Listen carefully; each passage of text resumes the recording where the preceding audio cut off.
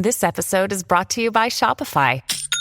Forget the frustration of picking commerce platforms when you switch your business to Shopify, the global commerce platform that supercharges your selling wherever you sell. With Shopify, you'll harness the same intuitive features, trusted apps, and powerful analytics used by the world's leading brands. Sign up today for your $1 per month trial period at shopify.com/tech, all lowercase. That's shopify.com/tech.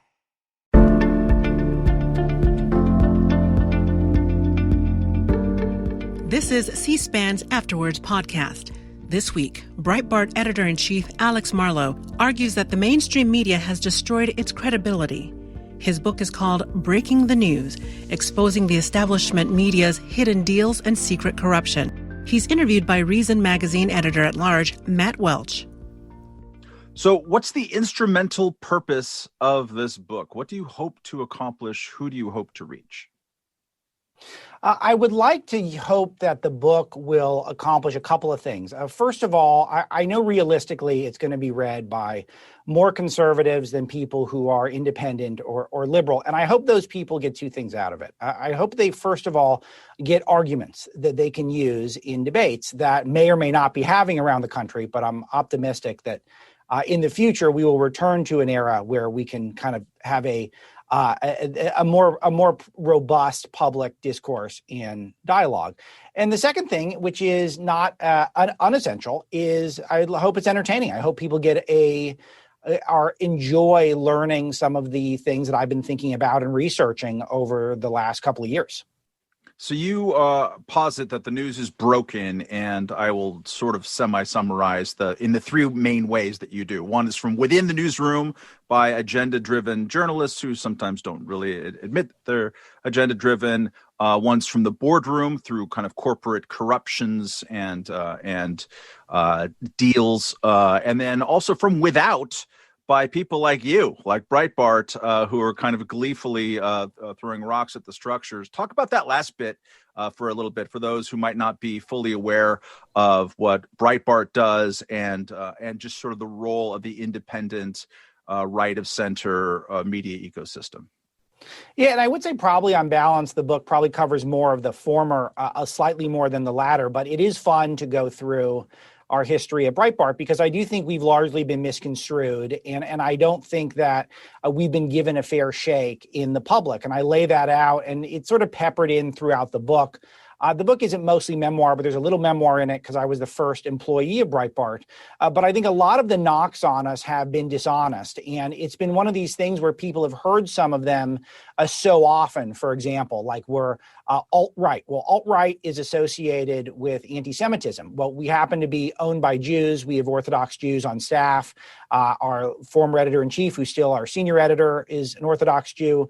And the company was founded in Israel and is pretty much 100% pro-Israel, or the idea for the company was started in Israel. So it's one of those things where it's such an absurd thing, yet it's repeated over and over and over again. And pointing that out, I think, is worthwhile. But to the essence of your question, I do think that so long as there's free speech in America, so long as there is a First Amendment and it's not entirely controlled by Silicon Valley, then there are going to be dissident voices. There's going to be voices that are able to penetrate into the national dialogue without having the institutional backing of a corporation. I'm just at the level of corporate media that we have right now is just too much. And I would be shocked if anyone really disagreed with that thesis if they thought about it for long enough. But I do think with the rise of podcasting and with Substack and with so many alternative media sources that have thrived over the last decade, it's left an indelible mark on the establishment media's credibility. And I think it's pretty much undeniable. So is there a tension there between like the way that the news is broken in a good way? I mean, that sounds like that's great. They've broken the corporate hold. That's undeniably good. But in the way that it's also bad, because this is largely a critique too. Is there a natural tension between the brokenness of the news and what we are to think about it? Yeah, it is a tragic story in a way, because we would all love for our media to be heroes. Look at the way they're portrayed in popular culture. And I know popular culture is largely controlled by people of the same political worldview as the people who control our news media, but we want to portray people as heroes. We want to portray people as really throwing their bodies on the gears and stopping machinations of ill will within our society. And yet that really is not what it is right now. Right now, the establishment media is about Twitter likes, and it's about conformity to people in their peer group. And it's about serving gigantic corporations, which are multinational. They have vested interests abroad. They're not that focused on American exceptionalism or really what it means to be American at all. And I do find this somewhat heartbreaking. So, of course, the fact that the news has been broken by some of these upstarts that I champion, and I know you're a part of this at your publication, it is a good thing in a way that this is possible in America. But I think by and large, it would be great if we could look at corporate media and trust them, at least to a certain degree. I think trust in those corporate outlets has really eroded so much in recent years. And I think it's not a great thing that that's happened.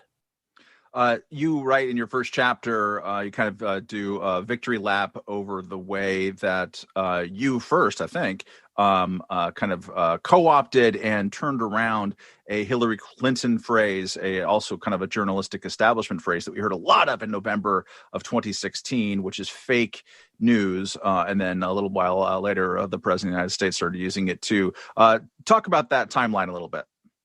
Yeah, this is straight out of the Breitbart playbook, and I do consider this one of my babies, and I'm so happy you asked about it because I never thought I would get any public credit for it. But I'm going to take a little bit now with my colleagues at Breitbart.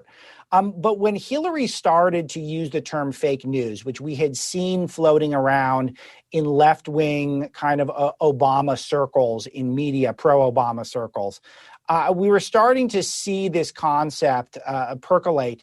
And I thought, I know what they're going to do here. I know exactly what's going to happen. This is going to be something that is used to brand people the way words are often used to brand people, like, the aforementioned alt-right, things that are used to white nationalists, things that people don't even necessarily know who are the leaders of these movements and what these words mean or really how powerful they are. But if you brand someone, if you tarnish someone with that, then it's very hard to wash that off of you. And I knew Hillary Clinton was going to do that specifically with Breitbart, because not that Breitbart had put out fake news, but because Breitbart was effective. So we've always been the tip of the spear, at least the way I felt over the last decade or so, in terms of the left test driving their attacks on conservative media outlets, because we're the biggest of the upstart conservative media outlets, and probably only Fox is bigger. And they're, again, a corporate outlet. So it's a slightly different model. So when I saw Hillary doing this and she had a speech, it was supposed to be a celebration for Harry Reid. I forget if it was a retirement. I think it was a retirement celebration for Harry Reid. And she used the term over and over again. I thought, this is going to break through. I see what she's doing. And I had thought, I didn't know for sure, but I thought maybe she was thinking about Breitbart. So I did something that we'd done a number of times in the past, which I said, well, we're just going to repurpose this. And we're going to take the branding fake news, and we're going to put it on every false story that comes out of the establishment, whether it's CNN, whether it's the New York Times. We're just going to start doing fake news, and co-opt the expression. Then Donald Trump, he got into it with Jim Acosta during a press conference about a month or two later. And just right off the cuff, he just says, "You're fake news" to Jim Acosta. And, the pro-Trump world was just elated. They thought it was the most hilarious thing ever. And then it became Trump's phrase and he ran with it. But it really was, I do believe it began with Breitbart, the co-opting of the term to something that benefits the right, as opposed to something that was going to be used to attack us. You just complained that people were using it to tarnish, groups of people. Is that not what you are doing right here, sir, with the media? But if you're calling people the fake news media, are you not tarnishing them in a kind of collective way? Sure. I think that there's two components to that. It's a good question. The first part is they started it, which is that they started trying to brand us as fake news, and they go way out of their way to try to diminish Breitbart's influence and conservative media's influence in general. And they're constantly, if we're getting any attention, it's always negative. There's never anything positive. They're in a battle against us. And so what we do is we'll use the term, but they have to earn it. We're not calling some liberal opinion fake news because we don't agree with the opinion. We wait until there's an actual falsehood. Whereas when the term was being used by Hillary Clinton, it was using these broad strokes about these groups of people putting out fake news. She wouldn't actually cite the falsehoods that were being put out. So I do think that that's not an equivalent thing. And first of all, I think the retaliatory nature of it is important. We're not looking to pick fights with people. We are looking to react to people who we think are coming after us or coming after our readers. And I do think that the term fake news is, if you brought up a Breitbart story right now that we got totally wrong, we totally airballed, and you said that's fake news, I'd say, sure, it's fake news. We try our best not to do that, but technically it's true. You talk about focus mostly on three media companies: New York Times, Bloomberg, NBC, Universal. Talk a little bit about the New York Times and your decoder ring for people who are going to read it. Sure. I think that the New York Times, they have a list of priorities that they use in order to kind of, when they do their curation, and all news has a curation element of it. And a lot of people act like it's just so obvious what should be the front page story and who are the heroes and who are the villains. It's not true. And there are patterns that I lay out, and there's probably about 15 or so rules in all. But I notice how heroes to the New York Times, for example, they will get these glamorous photos on the front page, and villains will either get a dark photo or they'll get no photo. If they're writing on a story that fits a narrative, like, for example, Trump did something bad, or the coronavirus is going to ravage all of society, and they feel like they can back it up, then they will put that on the front page, and they will put the argument or the piece of information that fits that narrative at the very top of the article. But when it comes out, for example, one example I cite in the book is how so many outlets thought that when Florida was going to reopen Disney World in last summer, that when they were going to do that, it was going to create all the super spreader events.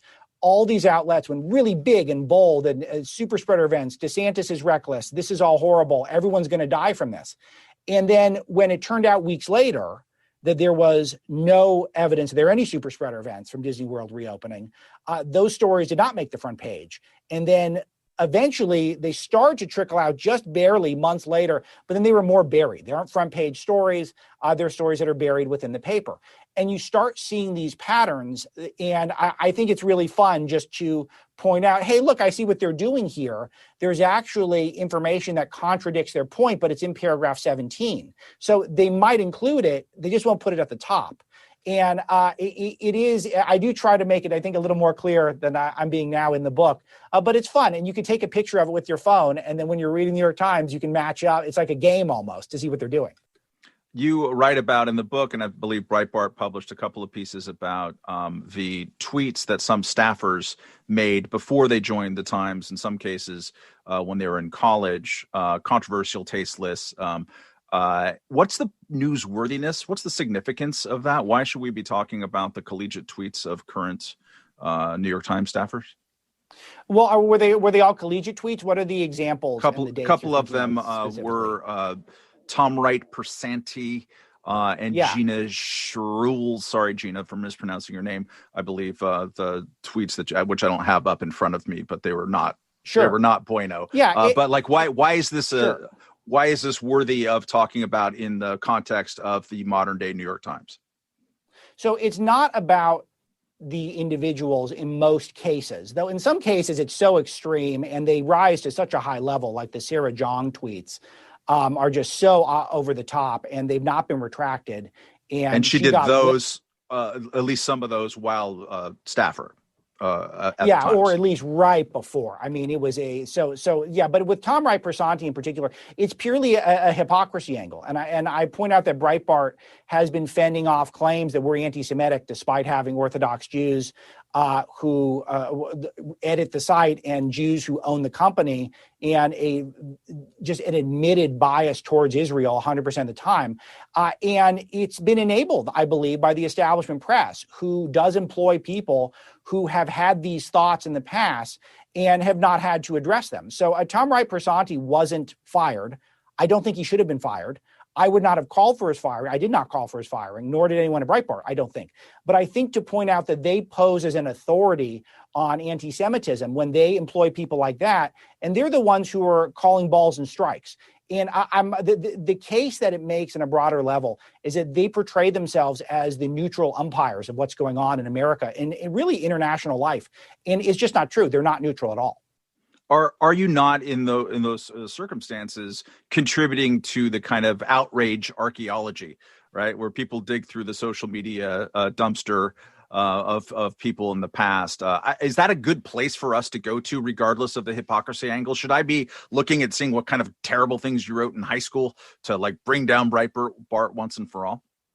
Yeah, it's a great question, and it's a tough decision in the newsroom because I'm stuck between a rock and a hard place because the left is going to engage in this behavior regardless. If we extend the courtesy to them that everything should be off limits, which, by the way, when the lady from Axios got fired from her job at Vogue for a tweet she did from when she was 17, Alexi McCammon, that was outrageous. And I think that, and I said so publicly on my national radio show, that she should not have left that job, and she shouldn't have put out a kind of a weak-kneed statement about it as well. She should have said, I was 17 years old, everyone should take a hike. But I do think that the choices, there's only two choices.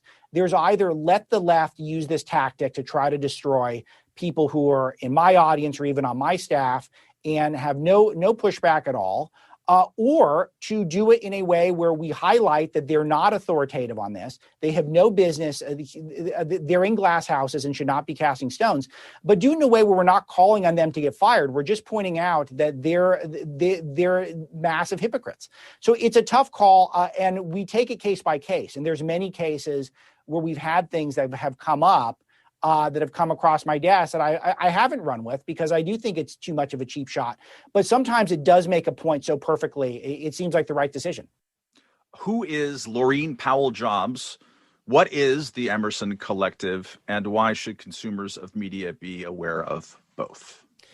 Yeah, this is an amazing story. Thanks for asking about it. Laurene Powell Jobs is one of the most fascinating characters in breaking the news. And it is someone I knew almost nothing about, which is relevant to this. She's the widow of Steve Jobs, who is the genius behind Apple and also Pixar, where sometimes people forget that when he was on hiatus from Apple, he stayed busy inventing Pixar. So when he passed away in his 50s, she inherited tons of money, unspeakable amounts of money, 15 million, 10 million, something like that. Her net worth now is perhaps $20 billion. So she's one of the wealthiest women on the planet. And there's very limited things that have been written about her, and she doesn't do a ton of public appearances. But what you would learn about her is that she is a woman in tech, and she is a philanthropist. But if you look into what she does, she's not really in tech. She's really an heiress who inherited a bunch of money from tech. And I started to look into what she funds, and she's in charge of this thing called the Emerson Collective, which is really run as her personal trust. And the Emerson Collective is this hybrid philanthropic and investing arm. And if that sounds confusing, I still don't get it. And I've been, staring at this stuff for months. And I think that is 100% on purpose, and it's to hide exactly what she's up to. And the Emerson Collective is a lot of people, Obama alumni on their board, and they fund almost exclusively Democrat causes. And they own these media outlets. And I noticed this thing where they own all different types of media outlets, from the ultra credible to the completely inarguably not credible. So they are the biggest, they're the owners of The Atlantic, glossy, over 100 years old, founded by Ralph Waldo Emerson. It's got a lot of pull in certain circles. Not my favorite personally, but it's got some pull. Axios, very popular in Washington, and they are the biggest shareholders of that. But also the more activist left, ProPublica, for example, the Mother Jones. They get good scoops, but clearly trying to get victories for the left. Then things like Now This. Now This is millennial-focused viral videos and something that is designed to weaponize content on behalf of Democrats against conservatives. But then there is something called Acronym. And Acronym is really a nefarious group, and a group that really should, even if you're on the left, you should look into this, because this is a group that owns something called the Courier Newsroom, which is, to make a long story short, what they do is they launder fake news, Democrat talking points, actual Democrat propaganda into local news outlets. And Laurene Powell Jobs funds all this. And no one had put this together. And she also funds top Democrat candidates. She's made hundreds of donations to Democrats, including to Kamala Harris, who is seen as a close personal friend and ally of hers. The Atlantic barely stopped short of endorsing Harris in the 2020 primary. And I used some of the quotes that the Atlantic had when they were writing about Harris. And they're just, I mean, if you're on the right, you're going to be physically, you're going to be uncomfortable reading. They're so over the top with the praise. And she's got this whole web, and she's the most important person at it. Networked with the Democrat establishment, networked with the media establishment, networked with the activist media. And she uses all this imagery where she's appropriating Malcolm X and Ralph Waldo Emerson in her office. It's just an amazing character that is unspeakably powerful and almost entirely anonymous to the American public. And until this book, I don't think anyone knew her name. You said that The Atlantic is not your cup of tea. In the book, you actually write, as a news outlet, The Atlantic is abominable. Horrible journalists, often horrible people. My God, what did they do to your Cheerios? No, that was I did use some flair there. I used some color. I was not happy with The Atlantic while I was writing this. No, but I went through a couple stories where they were, arguing really against, I think it was, ultrasounds because they lead to fewer abortions, which is, again, even if you are pro-choice, I don't know why you want more abortions. This is just, which I find that position, the pro-choice, I can understand. The wanting more abortions, though, is just repulsive to me. And they argue for a Chinese model in the government so often, which is another theme of the book, is the Chinese influence over American media. But they want a more model. They have a piece arguing for a Chinese model of censorship, which I know is a top libertarian, Matt. I mean, you have to see why I would be pretty appalled by that coming from a major American publication. We should be more like China when it comes to censorship. Talk about that more and follow up, maybe using Bloomberg as an example. How is corporate media in the United States bowing to the dictates of Chinese censors? Yeah, I think this is something that is seen throughout a lot of the elements of the book. And I paint a broad picture of how certain outlets, virtually every major outlet, does do major business in China at this point. And knowing how ruthless China is to people who do not who stand athwart China's efforts to keep this pristine image of itself and its central party. There's going to be a certain level of obsequiousness, compliance, I would say compromising of American values and principles in order to do business in China. Like take NBC, for example, which is part of NBC, Comcast, Universal. ABC News is actually part of, Disney. It's part of ABC Disney. And it goes through, we saw some of these major deals that have taken place that have linked the Chinese market with American news industry. Now, I'm not saying it's direct link. I'm not saying they'll never, ever report on China. But needless to say, if the newsroom starts stepping out of line, there's massive incentive from corporate headquarters to say, hey, guys, if you keep doing this, you're going to hurt us with the biggest market in the world other than America, which is China. And we're selling movies there. We got theme parks there. We got a lot of business we're doing there. And you guys are going to ruin that for us. And that's a major disincentive to report accurately on China.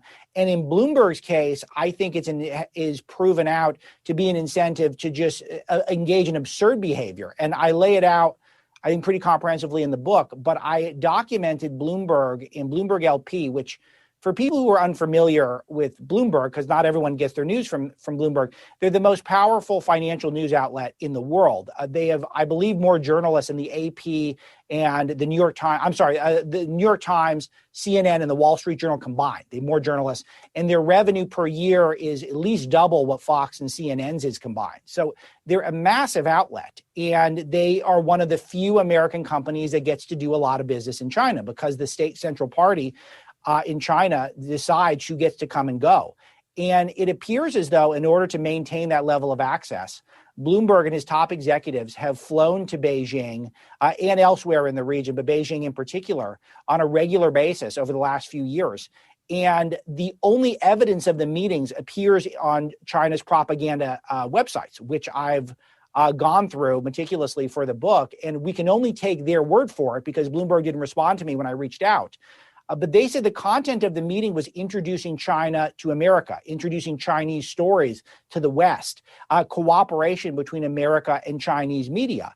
And then you see Bloomberg, one of the major funders of Democrat Party politics, goes on TV and starts talking about how Xi Jinping's not a dictator. Of course he is. How Xi Jinping is doing a good job on the environment. He's the biggest polluter on the planet, and he's still making coal-fired power plants. In all of these excuses, all of this by Bloomberg, who's supposed to be a climate activist, you start putting two and two together. It's all a business move for a guy who has it seems to have a bit of a Napoleon complex and is worth $50 billion. Who is Sleeping Giants, or what is Sleeping Giants and NewsGuard? Most people are not aware of these things. Talk Sure. about what they are, the significance, and how they've intersected with your work. Yeah, so they're part of this generation of self-appointed censors who are trying to police the internet and try to sanitize it from content that they would argue is either fake news or creating violence or spreading disinformation. But the pattern is more that they're doing it for people that are putting out content that it does not fit the establishment narrative or the Democrat narrative. And as is so often the case throughout the book, as I document, their test cases are Breitbart. And Sleeping Giants was apparently their founders, a guy named Matt Rivets, who's an ad executive, and a woman in tech, I believe, named Nandini Jammy, who were these people who didn't go to Breitbart routinely until Donald Trump won. But when Trump won, and we were associated with Trump's rise, they started to check us out, and they found a few opinion pieces that most of them written tongue in cheek, and clearly the voices of specific authors. And they used that to try to paint the entire website, which we produce 100 pieces of original content a day, as some sort of radical extreme thing that must not have advertising. And so they went around with a AstroTurf group of people on Twitter asking advertisers not to advertise on Breitbart. And what happened is that some of them went with it because they probably ideologically do disagree. Some of them went with it, we presume, because they were under some pressure and they don't like being under pressure. And other times we think that it was people stuck with us. So they did this for years, and then they expanded to Tucker Carlson and others. But what ended up happening during this process is the Sleeping Giants reset the way companies thought about their online advertising. And I go through this in detail in the book. I don't want to get too granular because it's there for anyone who wants to read it.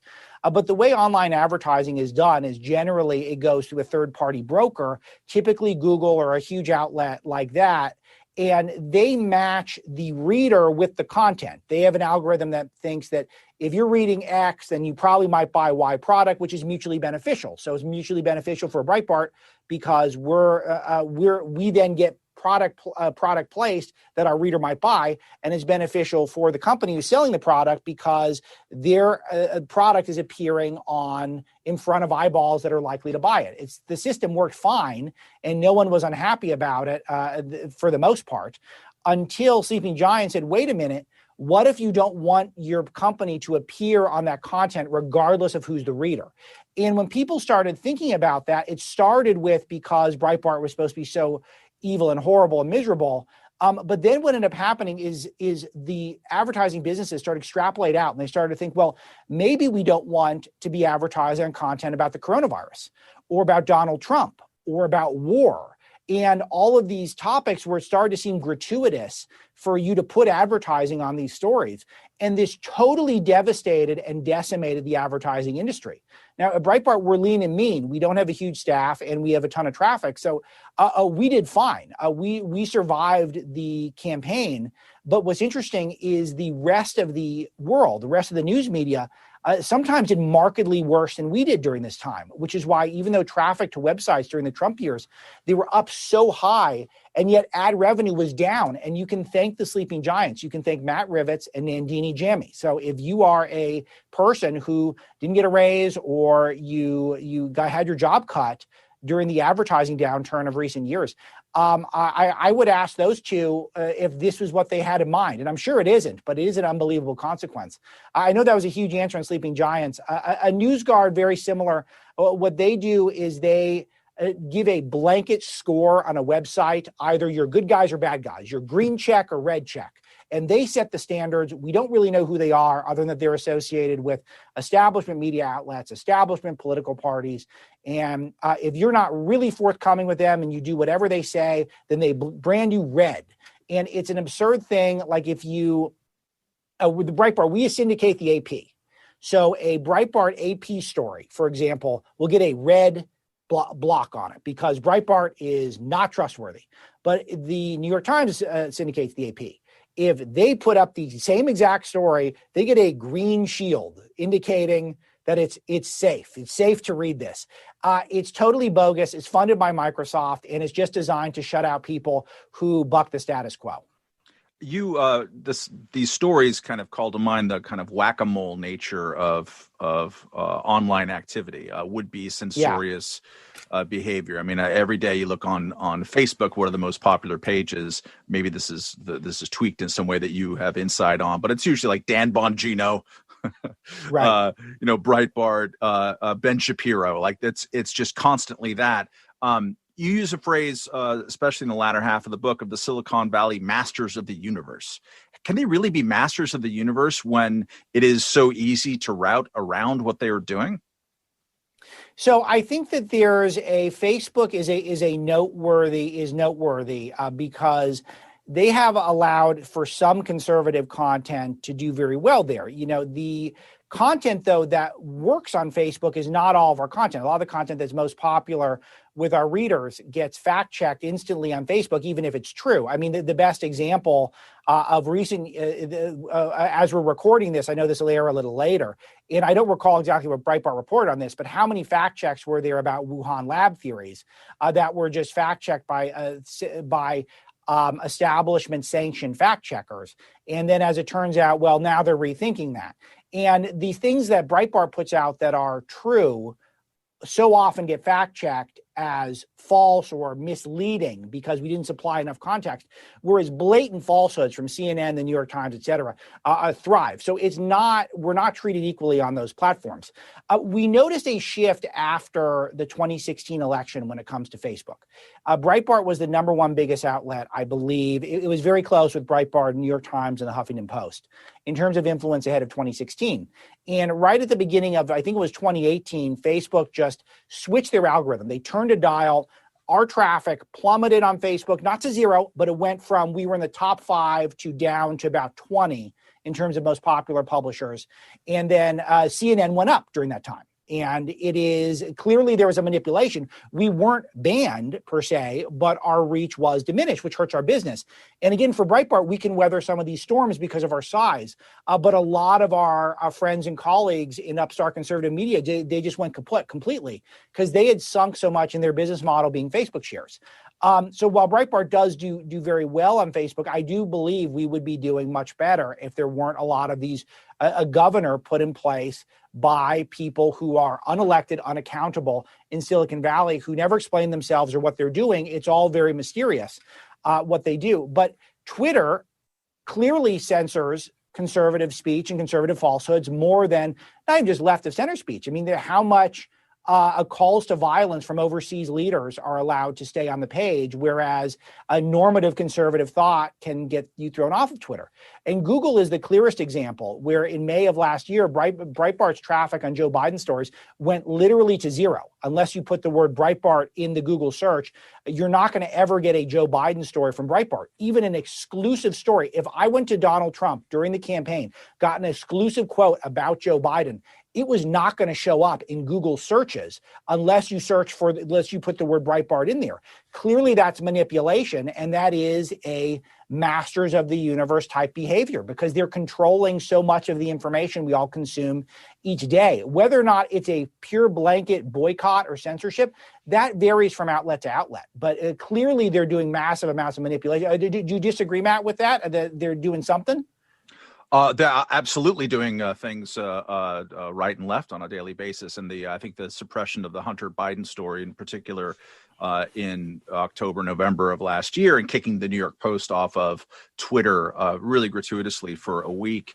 And I say that as I don't really care overly much about the Hunter Biden story. We can disagree offline about that. But I don't want Twitter to be kicking off politicians and saying to a long established newspaper, you can't write about this. It is inherently ridiculous. The question becomes, and this is where I will now ask you the question, sir. Sure. But what is the remedy? You mentioned that these are unelected people. Well, we don't want to elect our social media platforms. The phrase that you used towards the end, and this is strong, coming from a conservative, and it's different than what we would hear from conservatives 30 years ago. I'll read it to you. When conservatives take power next, their top priority should be restraining big tech, holding them accountable for their anti-conservative bias, favoritism toward major corporations, and monopolistic tendencies. Every available avenue to weaken these monopolies and oligopolies should be considered, unquote. Do you think that having the federal government kind of weaponized to check the power of people based on their viewpoints is going to end well for free speech? I don't know if that's how I would boil it down exactly. What I would look at now is the vast majority of free speech, which is, I know the letter of the law with the First Amendment is talking about the government, but the reality is that conservative speech is not as valuable as liberal speech at this time, according to the people who control it the most. And that is something that we need to deal with. Now, how to deal with it is more of a challenge, and it's something that's up for debate. But clearly, whatever we're doing now is not working. It's leading to clear manipulation on behalf of Democrat politics, which I go through in the book a number of times. And you cite a perfect example, which is the totally true Hunter Biden story, which was branded Russian disinfo and memory hold. So it's for conservatives where we are getting crushed, not by the Democrats. We are getting crushed by people in Silicon Valley who are controlling the First Amendment at this time. And so either we are trusting them with our First Amendment, or there's something that must be done about it. And this is and this is one of the biggest challenges of our time, because if we do nothing, what's going to happen is you're going to see every year more conservatives just getting removed, memory hold from the internet. And so then what are our options? And this is where I think we're going to have to use the states as test kitchens, and we're going to have to see what can survive legal challenges, because not everything will.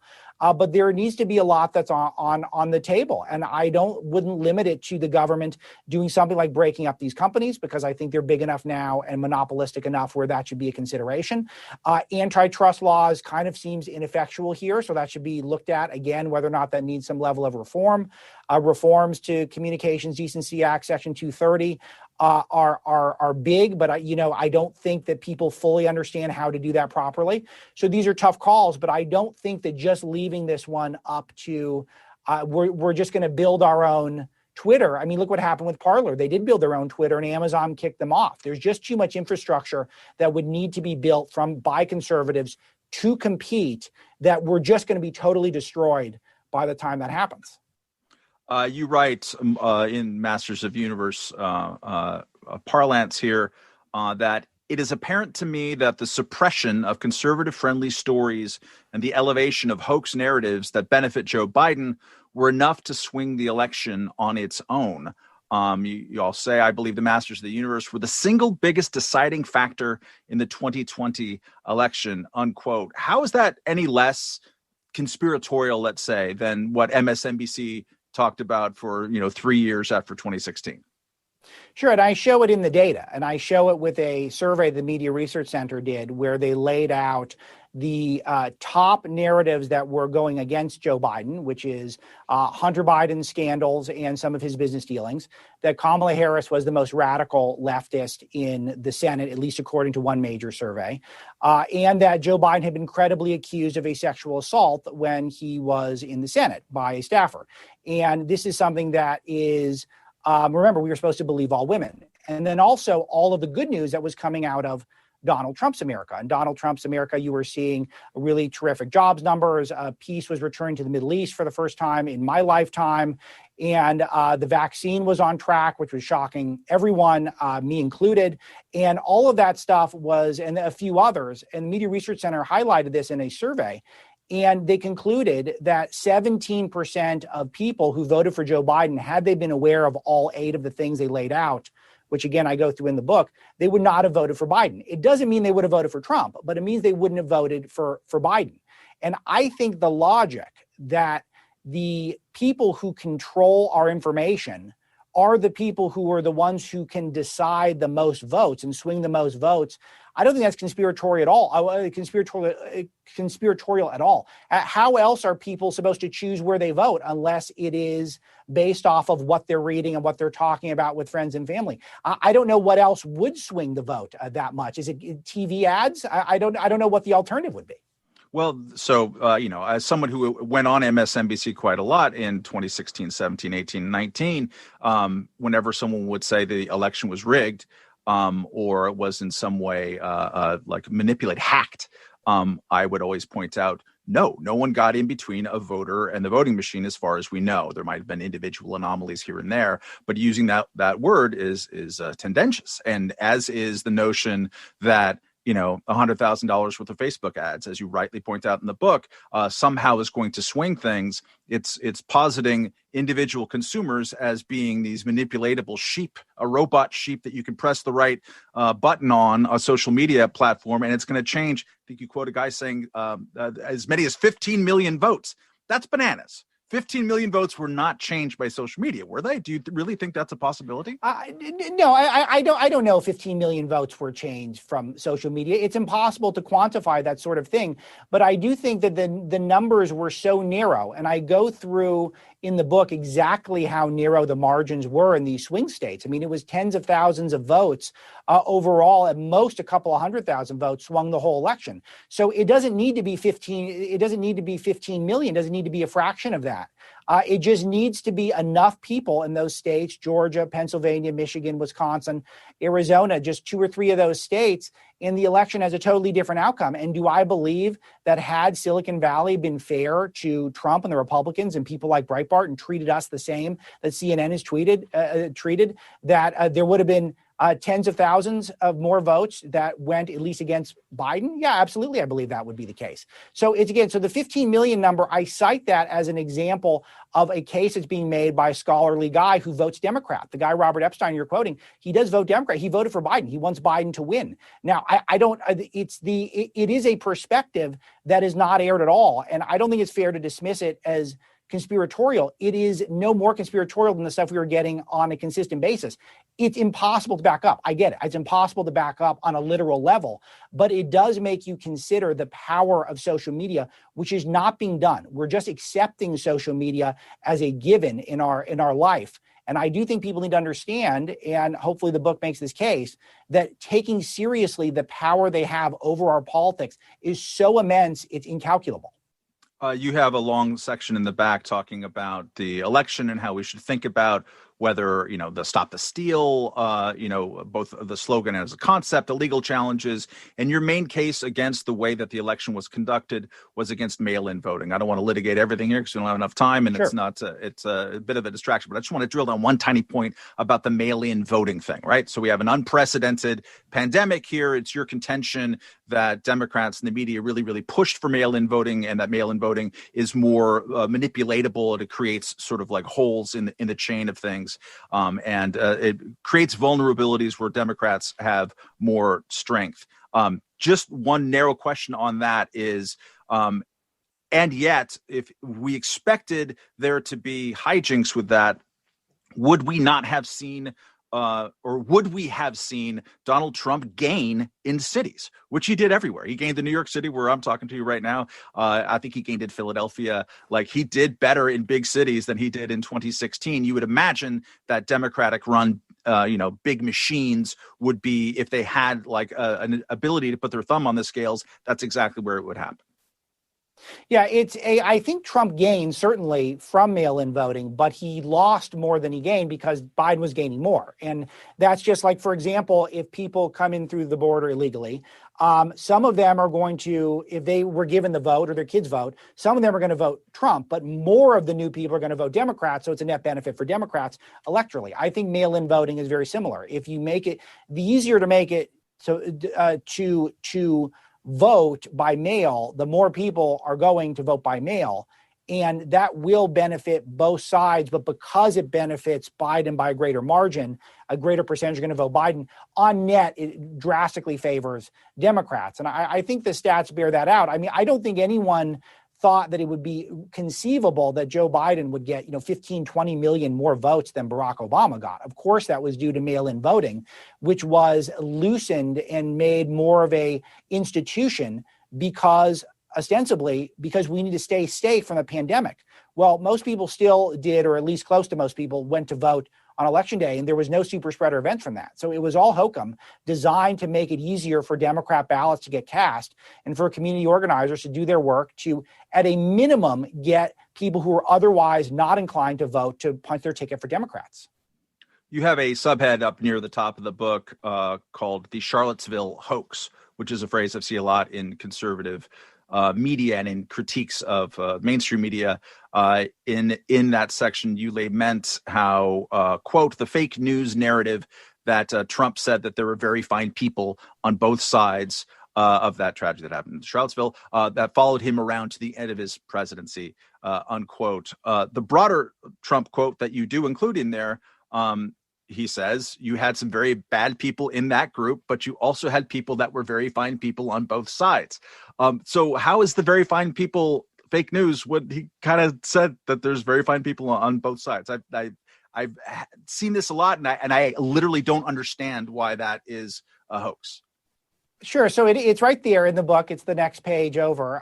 It's a less than a minute after Trump said very fine people. He said, not the neo-Nazis. I condemn them totally. And that's the exact quote. Not the neo-Nazis. I condemn them totally. And it's right there in the book. And less than a minute later, he says the neo-Nazis, he condemns them. And that was totally ignored because it was, 61 seconds after he had said there were fine people on both sides. So the media can conveniently cut it off. Look, he said fine people on both sides.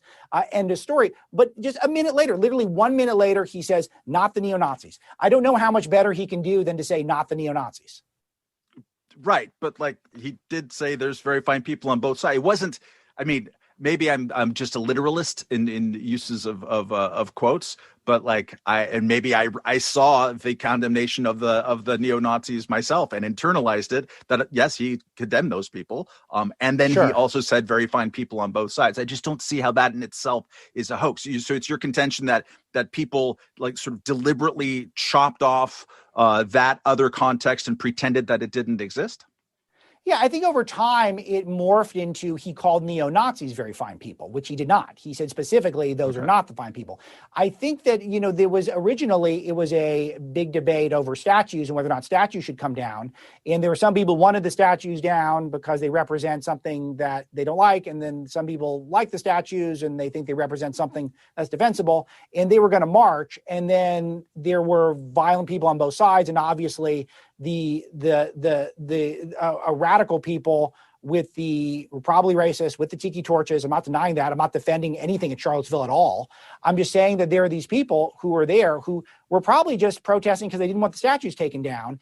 And I don't know if I'd call them very fine people, but they're not neo-Nazis, all of them. Some of them were, and they were condemned. Some of them were not neo-Nazis. They don't have to be condemned. And to act like every single person there was a neo-Nazi is pretty laughable. It was treated like it was the greatest hate crime in the history of the world. We've had so much worse in this country. We've had so many horrible racial hate crimes. This is one where I think that there was one person who died and it was a white woman, and we obsessed over this as a nation. We didn't need to. It wasn't nearly as bad as the media made it seem. And they tried to make it like Trump was at the center of it, which was just not true in the slightest. You say about some journalists, people in the media, their ultimate goal is to cancel America, at least in the traditional sense. What do you mean by that? Yeah, so the perfect example of this is 1619, which I get into in a lot of detail in the book, and how really the origins of it were to reset America's history, collective memory, really about the way we think about our own country, to reset our collective memory from we were founded in 1776 with these ideals, e pluribus unum, in God we trust, liberty, all these things, First Amendment, Second Amendment, the things that we love so much. And even, for the most of it's universal, sometimes not the Second Amendment for some people, but it is one of these things where that was the founding doctrine, or so we were told. And we were being told our whole upbringing has been some sort of a giant hoax, and that really we were founded in 1619 with the first slave colony. And it was specifically was how it was written in the original 1619 essay, to preserve the institution of slavery. We were founded specifically because we wanted to have slavery. And that's what's in our DNA, which of course makes America a much more horrible place to its core, if that's true. Of course, a lot of professors, including mainstream African-American studies professors, refuted much of 1619. But I think that's the perfect example of it's not enough just to win a debate or to get Democrats and liberals elected. A lot of the people who are in the mainstream of American media at this time are making a very concerted effort to try to reset America's founding principles away from those God-fearing, liberty-loving ideals that I grew up on into that actually we're just a racist place. And that's our core and that's our essence. Following up on that, in your conclusion, one of the things that you say is that we can no longer hide from the left. Time is of the essence. The left cannot be appeased. They do not want compromise. They do not want to educate or reform. They want to absorb or destroy. Become one of them, or they will come for you. It's only a matter of time. Sounds pretty dire.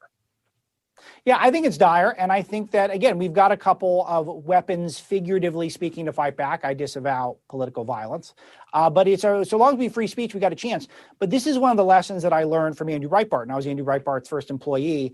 And Andrew was a fearless warrior. And he was someone who told me very early on, and I learned this through countless examples, that doing what the left wants is not going to win them over. The only ways to win them over is to be converted so that they can use you as some sort of a bludgeon against the rest of the right.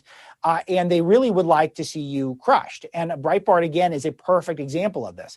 We've constantly been called racist and all sorts of names. Well, my entertainment editor is a black man. My copy chief is a black woman. My world editor is a Latina woman. My top senior editor is an Orthodox Jew. We have incredible, effortless diversity within the company. Is this ever applauded? No, of course not. Okay, so the left was mad that we had used to put up more opinion pieces that were more inflammatory and designed to provoke.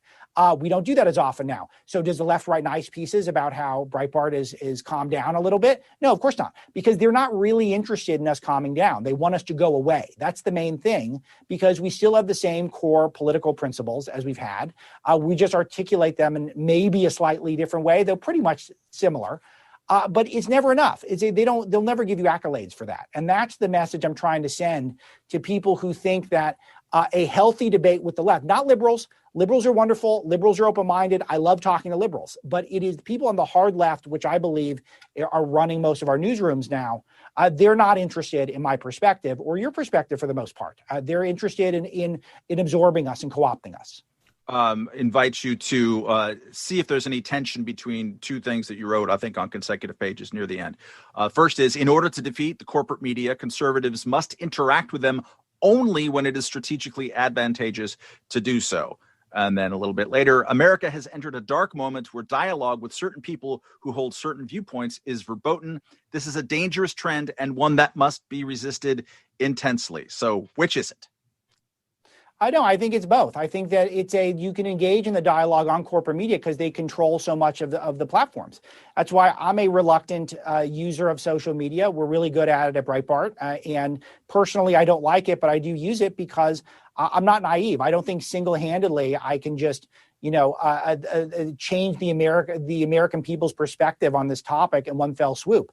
I would love a day when we're not as addicted to social media, and social media isn't all about just angry leftism as it is on Twitter so often. But until that day is here, my choices are either opt out and be totally irrelevant, or opt in to a certain degree when I think is strategically advantageous. So while we're building our own stuff, I don't want to send a signal to people who are in the middle, independent liberals who are genuinely curious about what we're thinking, that we're not up for a robust debate and even a cordial debate. It doesn't need to be a bellicose all the time. I do think, though, this element of the left, which is clearly distinguished from liberals, which has a wild totalitarian streak, is taking over more of our corporations. And I think that is, I find it more consistent than you. I understand your point in general, but it is a process. It's not something it's not a light switch. And if it was a light switch, I would try to flip it, but that can't be done. Where do we go in the waning 2 minutes of this conversation, but also your sense of where we are in this kind of cultural division, culture war, if you want to call it that? Is it going to get more intense and more bloody before it gets more peaceful and different? I don't think it'll get bloody. I don't think that Americans in general are that committed at this moment to that. I don't want to see it get bloody, and I disavow violence. Again, I'll say that over and over. But I do think that there is an element that is really fired up. But I think for the most part, people are kind of fat and happy and enjoying their creature comforts and their smartphones and their meal delivery services and their streaming. And they're more content to just show up and vote every so often and then grouse on social media. And I think that's a shame. And I would love to see more civic engagement, even at a lower level. I even recommend at one point that you join your homeowners association or your school board.